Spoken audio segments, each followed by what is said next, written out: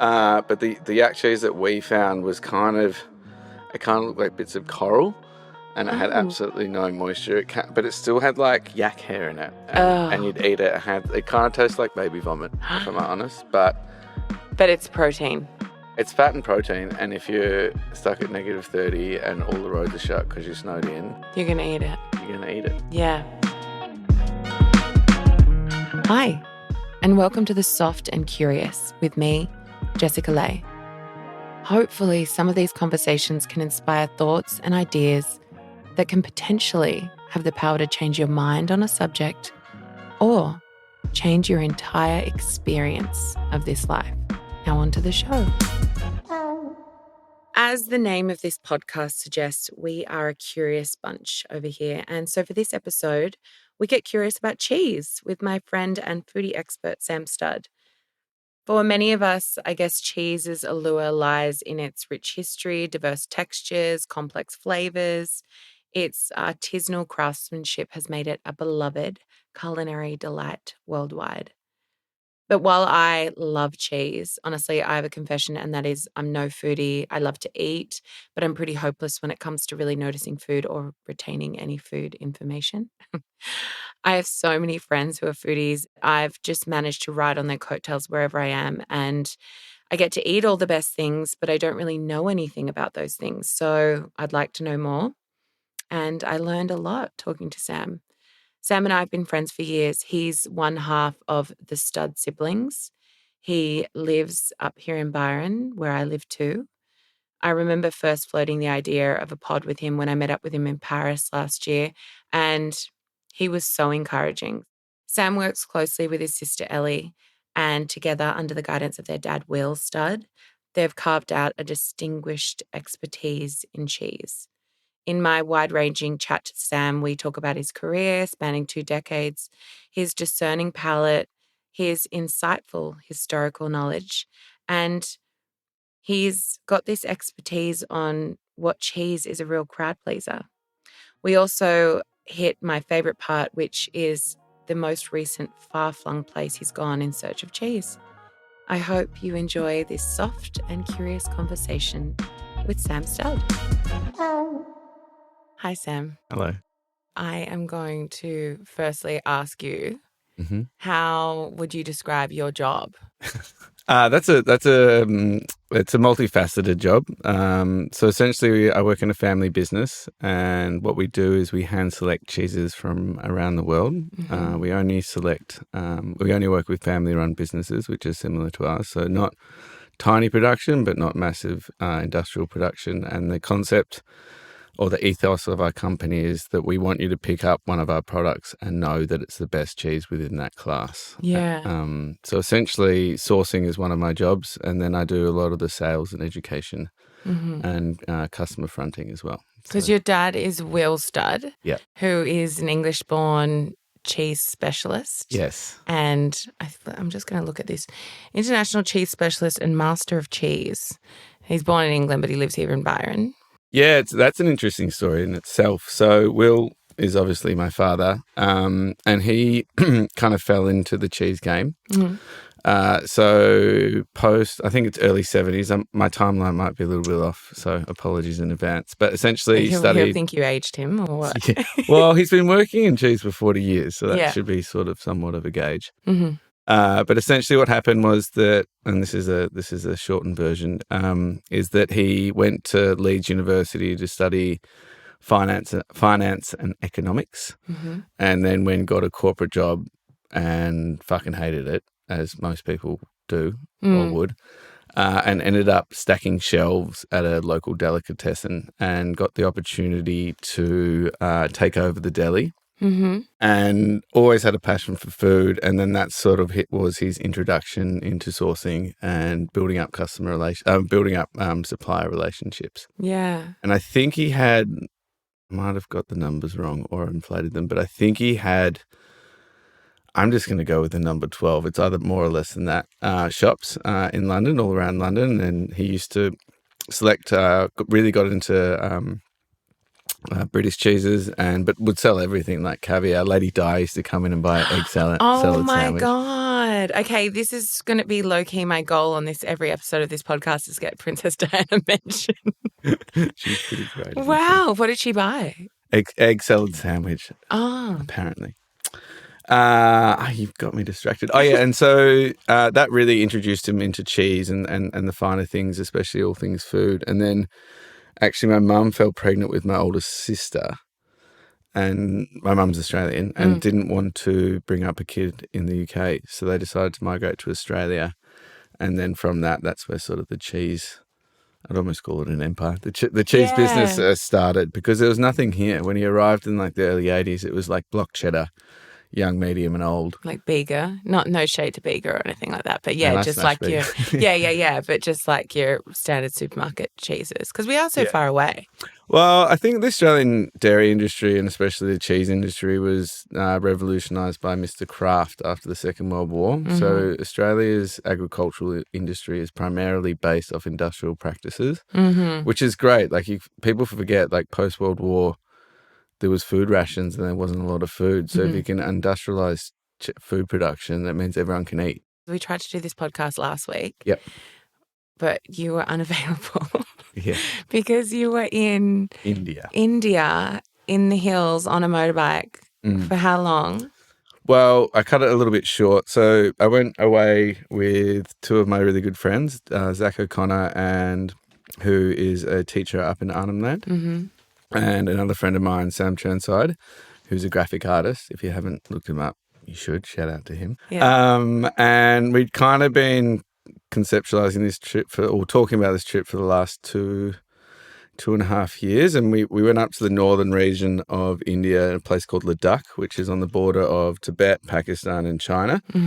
It's not a heavily beaten tourist trail. It's pretty highly militarized. Which military? The Indian military because it's facing Pakistan and China.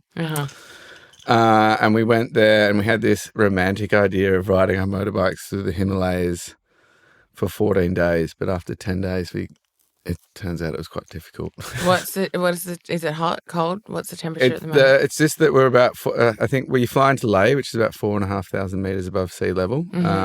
So I was actually okay, but the other boys were a bit sensitive to the altitude. Yeah. And it just made everyday tasks quite difficult. But the landscapes were fascinating. We did all our research through YouTube. There's a lot of like Indian YouTubers that go on this motorbike trail. Oh, cool. So we sort of had it safe? Like, like if there's a big military presence, it's safe.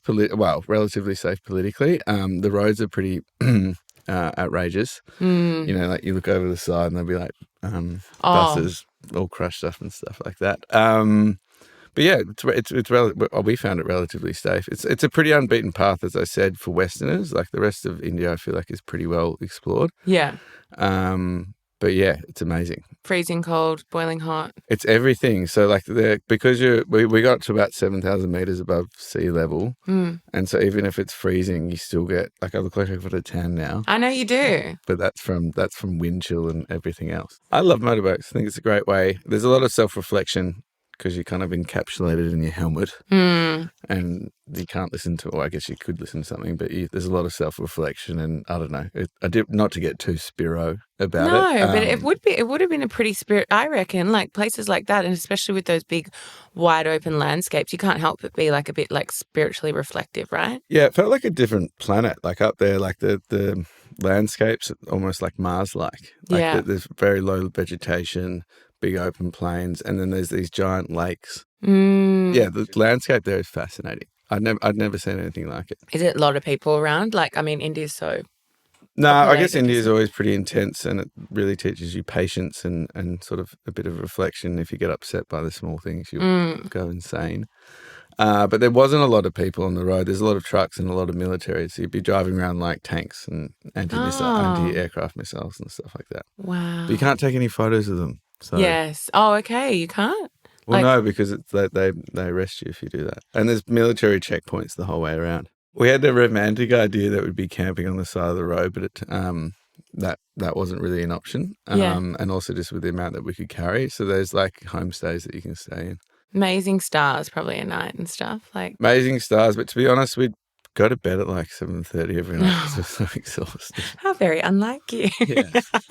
It was a reflective experience. I think we kind of were running on adrenaline for such high adrenaline for most of it that we were meant to be traveling for the 13 days and we cut it short. We actually hit all the points that we wanted to. And then it didn't really hit us until like 2 or 3 days after. And to be honest, I only got back 2 days ago, so I'm still processing it, I think. Yeah, you'll probably still be a bit lagged. Yeah, a little bit. But I guess the $1 million question for you is, was there any cheese? Yeah, we went up. Yeah, we did find cheese. So they have yak cheese up there. Yeah. Yak is like a weird animal that's endemic to that area. They're pretty What hard. is a yak? Is it like, I'm sorry, is that a dumb question? But like, no, because is it a cow? The truth is I don't really know the true answer to that because it's kind of a cow, but it's kind of not. Okay, like a buffalo? Yeah, it's kind of in between. Look. Look, David Attenborough, I invited you on this pod.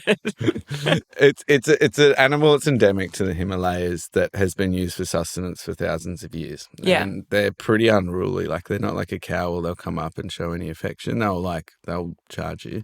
So the yak cheese is like from wild yaks, or is it? No, they're domesticated in the sense that they herd and they still engage in in the winter months are in the lower pastures, and then excuse me, as the snow melts, they'll graze up to the top, and they're domesticated by nomadic tribes. Oh wow! The cheese making process is pretty limited. One of the really interesting things about cheese in India is that they're the biggest consumers of dairy in the world, and they produce the most amount of milk in the world. Really? Yep. But they're limited in the scope of what cheese they can make because of religion. So because they're Hindu, they can't eat cow.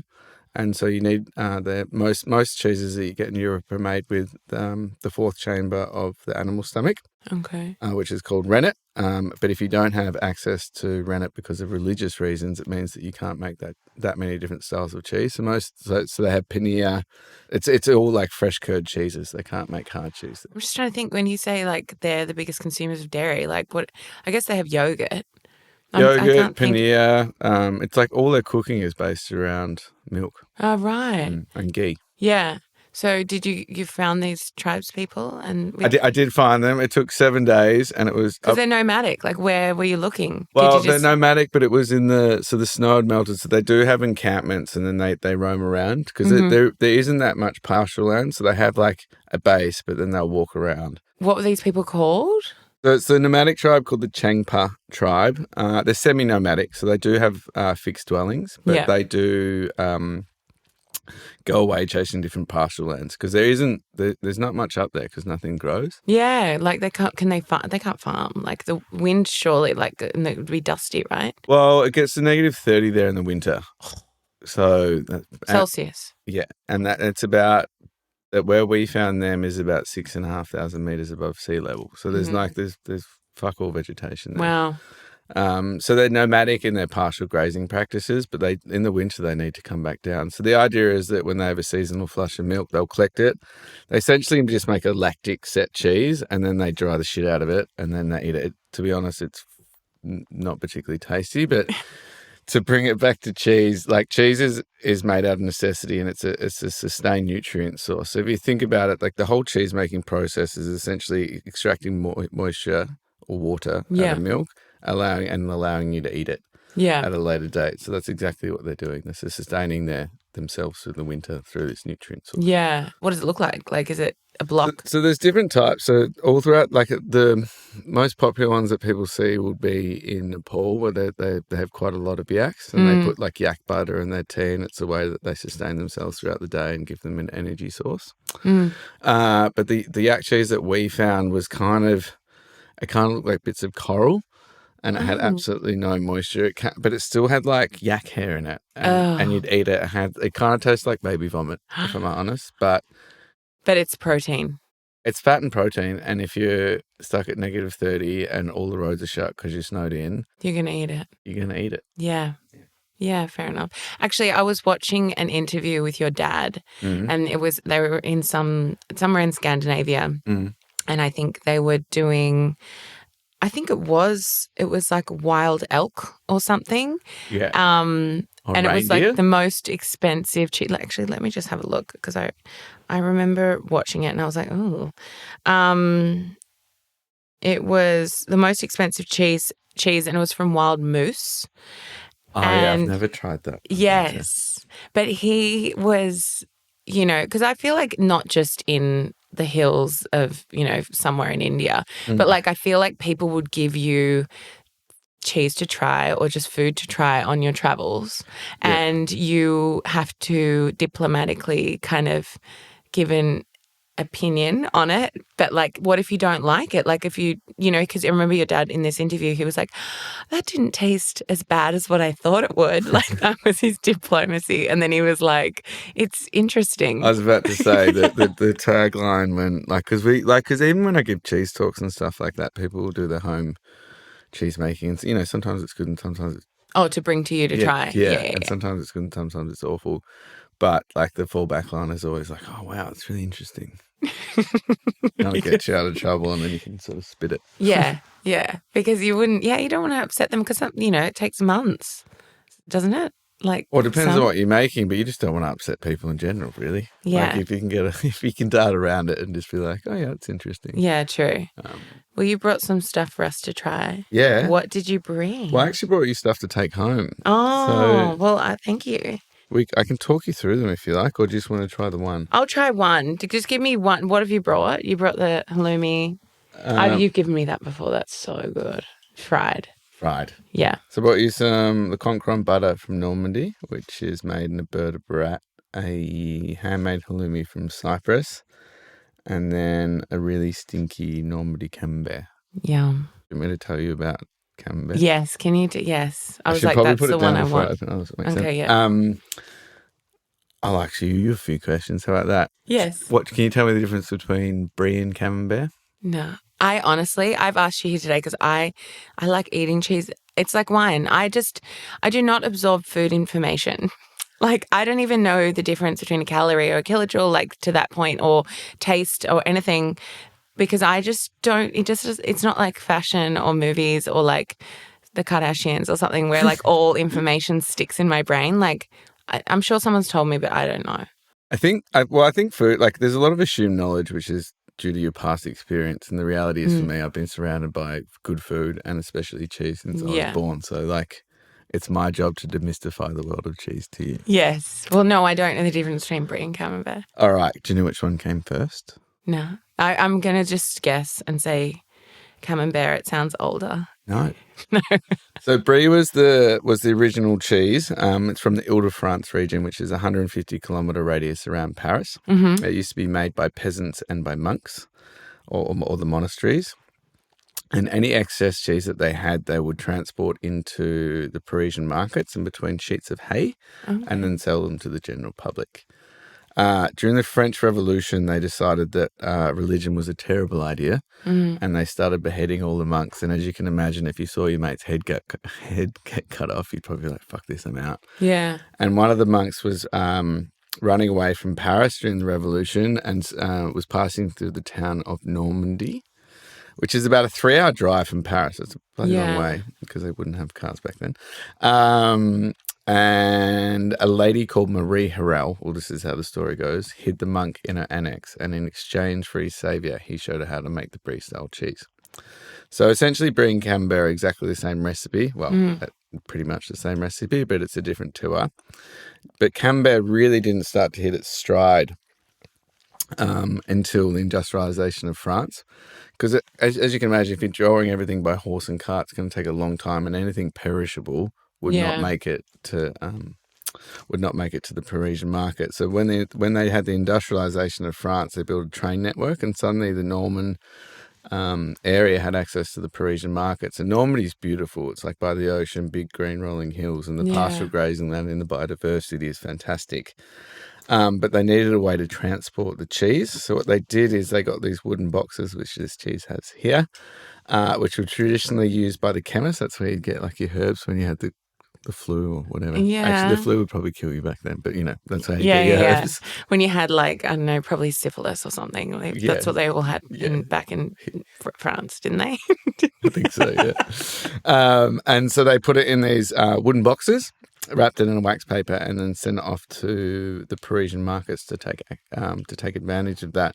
But what's really interesting, and one of the things I do love about Camembert when you look at the history of it, is that it's the first soft surface ripened cheese, and I can explain what that is later if you like. That you could advertise on. So rather instead of just looking at a cheese and be like, I'm going to pick that one looks good, you could stick a sexy label on it and you buy it on the label. Oh. Yeah, it was a way to identify which farm, which producer that you liked. So this one is a cheese that we work with. It's made by a family for us. It's the closest thing that you'll get to a raw milk Camembert without being raw milk. So this is cow's milk? Yeah. Yes. And can Camembert only be made from cows? It should, yeah. Yeah. I think so. It depends on who you talk to, but yeah. Oh, really? I know there's a bit of snootiness in the cheese world where I noticed that when I was researching a little bit for this, people are very, it looks really good. People are very the rules or there's purists and then there's. We can talk about this later, but one of the things I'm going to sniff it. He's handing me some cheese for those of you that can't watch right now. This is Yum. It stinks. It smells like rotten cauliflower. Oh my God, it does. But it's God, it does. In a good way. You get a whole bunch of umami. That is so true. Isn't that weird how something can smell like something else, but it's completely... For me, it's a little bit like kimchi. The first time you try it when you're young, you're like, what is this? This is gross. And then in the next 2 weeks, you're like, I'm putting it on your toast. Yeah, do you reckon, because now I eat all the things, I eat olives, I eat liver, I eat, all the things I wouldn't have eaten when I was a kid. But do you reckon your taste buds have to die a little bit for you to... No, not at all. I think a lot of it has to do with what you're exposed to when you're younger. And I think it can be really challenging for adults to expand their palate. But my thing is to go with what you like, especially when it comes to cheese. So one of the things that we talk about often is identify what you like and then build upon it. And then the other thing that we always say is have an affair with someone at a cheese counter. That's a good idea. There was when I lived in England, there was and Whole Foods in Kensington had a cheese room. Yeah. And there was the hottest cheese guy in there. And we'd go in and we'd just eat, because we were so poor. We were broke. We had no business being in Whole Foods. My girlfriend, one of my girlfriends and I. But we'd have no jobs, really. So, we wouldn't get booked on jobs or whatever. So we'd just walk in there and, it was the only way we could eat fancy food was to go to Whole Foods and eat all there. I love Whole Foods. Yeah. And there was a hot cheese guy. And I reckon I, at the time, probably knew more about cheese then because I was just trying to, pick up what he was telling me. But it was delicious. Have an affair with a cheese mug. It would be the best thing you ever do. But using keywords to identify what you like and then building that. So one of the things that I work towards is to demystify and take the wank out of cheese. And that's what we've done with our book. Because there's so tell everyone what your book's called and when it's coming out. It's called The Best Things in Life Are Cheese. And it's coming out on Halloween, October 31st. And it's the Studd siblings. Studd siblings book. So it's written by you and your sister. Written by me and my sister. So it's to be 100% honest with you, it was a manifestation of my sister. She's a bit Spiro when it comes to that kind of stuff, and she put it out to the universe that she wanted to write. Well, we wanted to write a book. And then a week later, we got contacted by our publisher, which is Plum Publishing. They've been great, and it was amazing. They're like, write a book. And we're like, shit. So what's the elevator pitch? It's about... It's an incomplete but delicious guide to cheese. Look, there's hundreds of amazing cheese books out there. They're information dense and they're fucking boring. Unless you're me, who's genuinely obsessed with cheese, yeah, you're gonna pick it up and be like, oh, this is a lot to absorb. So the idea that the concept that we had is that we want it to be fun, approachable, and with no wank. Yeah. And it's not to say there's not great cheese books out there. There definitely is, but to sort of bring a younger voice to it or a more accessible voice. Yeah, because I do think that cheese is delicious. Everyone loves it. Everyone probably wants to know more about it. But it is a bit of a wanky, rich white dude world. You know what I mean? And so like it does make you feel like a bit of you don't want to ask those questions like what is the difference between brie and camembert? Like, you feel like an idiot just trying to get started. For me, cheese is a little bit like wine. And like people sometimes use that, I don't think intentionally, but will like throw around words or use it as a sign of prestige. And I think that cheese is accessible for everyone and should be. And it's fucking delicious and the stories are fun and it's a gateway into the culture of where it's from. Do you have to spend a lot of money on cheese to get a good cheese? No. Hot tip, buy less and buy less, if that makes sense. No. Like one of the quotes in our book, and it's trying to find the origin of this quote was really hard, but two things I learned as an adult is everyone does cocaine and cheese is fucking expensive. That's kind of true. It is really true. But the one thing... has done. Has done. Has done. Yeah. But one of the things is that cheese should be accessible. Like, everyone's like, why is cheese so expensive? And when you look at the inputs and the amount of time and effort that goes in, like, I can't believe how cheap it is. But cheese is expensive, but it's cheaper than a bottle of wine. So you don't have to... You can get a good cheese selection for $20. Yeah. And what's your go-to if you're going to a dinner party and you're in charge of bringing the cheese? What's your, like, just never fail, most crowd-pleasing, like, Creamy. Mine would probably be Brillat Savarin. So Brillat Savarin was an 18th century food critic. He was a bit of a bigot. He was the gentleman that said, I'll show you what you eat and I'll show you who you are, which I kind of agree with. Mm-hmm. But he also was the fella that said, a meal without cheese is like marrying a beautiful woman with one eye.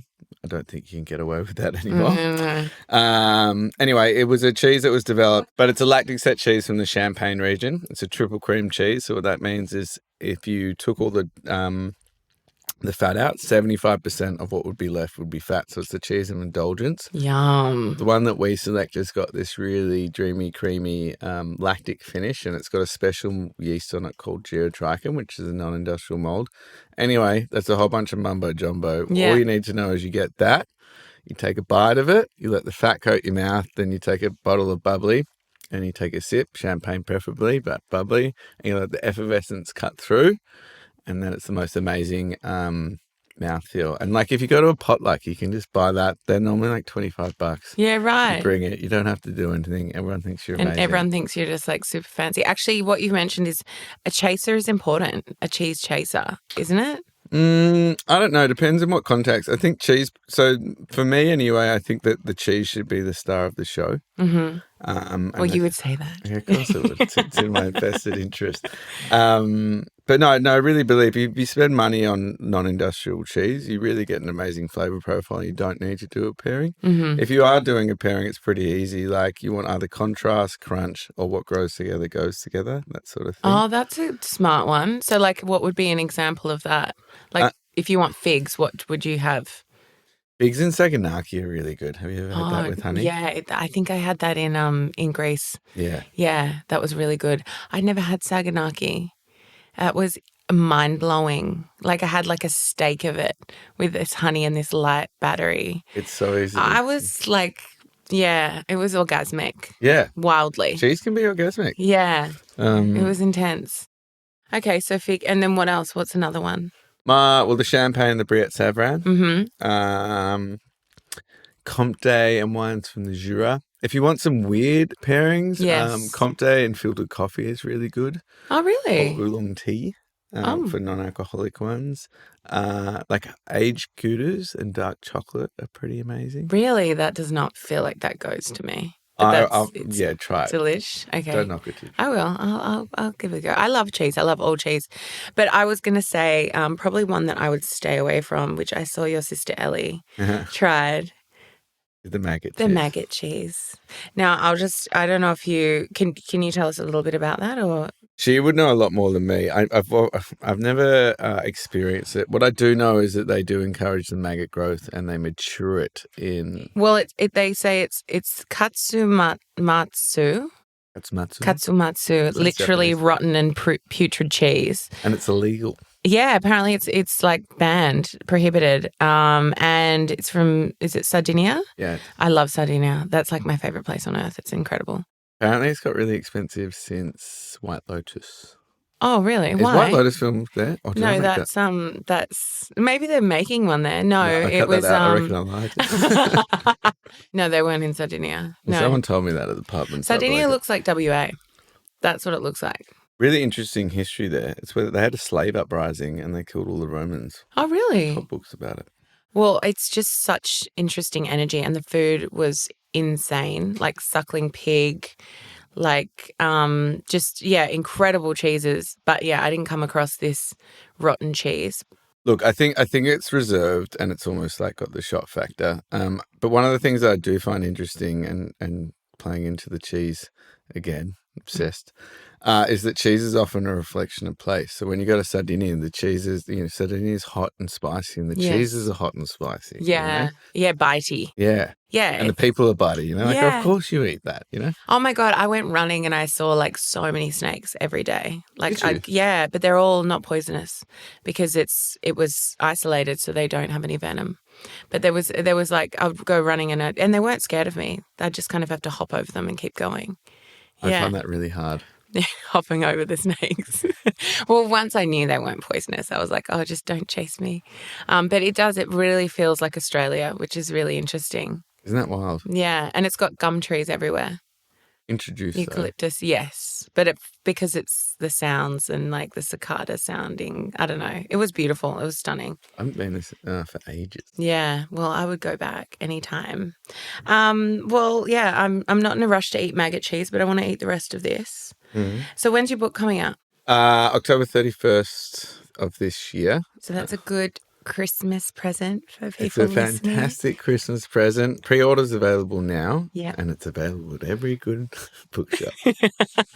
Shameless self-promotion. What's it called again? Best Things in Life are Cheese. I love that title. It's a really good book. It took 2.5 years to write. It was a fucking slog.